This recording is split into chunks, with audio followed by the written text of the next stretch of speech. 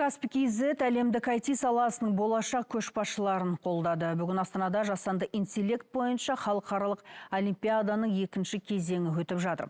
Оған әлемнің 100-ден астам елінен келген 500-ге жуық үздік оқушы қатысуда. Халықаралық білім додасының бас серіктесі Каспий KZ. Адамзат болашақта қандай технологияларды қолданады? Бұл сұрақтың жауабын осы жерде табуға болады. Астанада өтіп жатқан жасанды интеллект бойынша халықаралық олимпиаданың ауқымы өте кең. Оған 106 елден 500-ге жуық оқушы қатысуда. Білім додасының қатысушыларын мемлекет басшысының өзі қарсы алды. Білім қай заманда да халықты біріктіріп, адамзатты өркениеттің шыңына жетеледі. Сіздердің қарым қабілеттеріңіз медицина, білім, экология және басқа да өте маңызды салалардағы тың шешімдерге негіз бола алады. Дәл осы олимпиадада әлемді өзгертетін жаңа идеялар мен жобалар дүниеге келуі мүмкін. Каспий жас таланттарды қолдап олимпиаданың бас серіктесі болды. Онлайн мемлекеттік қызметтер, бірнеше секундта жасалатын аударымдар, тауар таңдауға көмектесетін жасанды интеллект, мұның бәрі бір кездері болашақтың технологиясы саналатын. Ал қазір Қазақстанда жасалған Каспий қосымшасында осы мүмкіндіктердің барлығы бар. Бұл тәжірибені бүгінде басқа елдерде зерттеп, өз жүйелеріне енгізуде. Біздің Каспий KZ-тегі миссиямыз адамдардың өмірін жақсарту. Бүгінде Қазақстан мен Түркияда 25 миллионнан астам адам біздің қызметтерімізді пайдаланады. Каспийді құрған кезде біз бұл не істей алады деп емес, ол адамға қалай көмектесе алады деп сұрадық.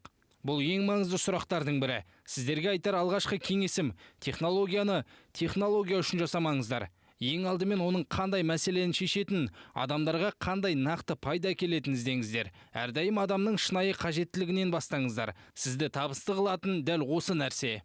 Алда қатысушыларды 5 күндік қарқынды жұмыс күтіп тұр. Олар AI модельдерін жасап, оны түрлі тапсырмаларды шешуге қолданады. Олимпиаданың ең қызықты кезеңдерінің бірі роботтарды бағдарламалау. Қатысушылар өз әзірлемелерін іс жүзінде көрсете алу үшін оларды олимпиадаға арнайы әкелген.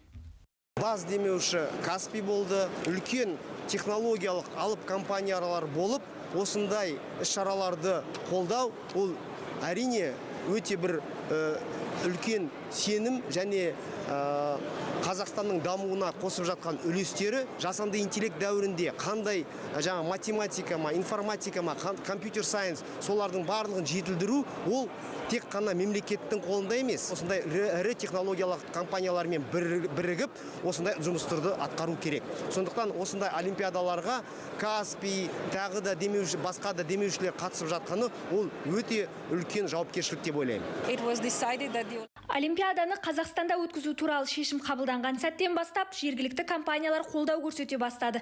Реакция өте жылдам болды. Қазақстан бұл олимпиаданы небәрі 4 айдың ішінде ұйымдастырып үлгерді. Бұл шынымен де таңғаларлық. Сондықтан Каспийге алғыс айтқым келеді.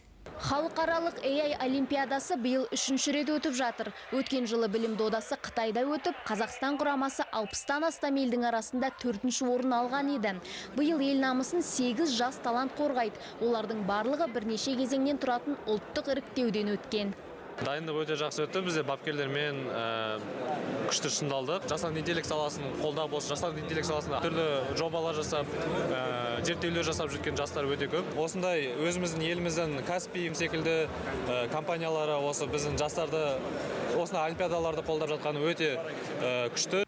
Олимпиада 7 тамызға дейін жалғасады. Және дәл осы жерде болашақта бүкіл әлем білетін жаңа IT жобалардың негізі қалануы әбден мүмкін. Назерке Ержанқызы, КТК.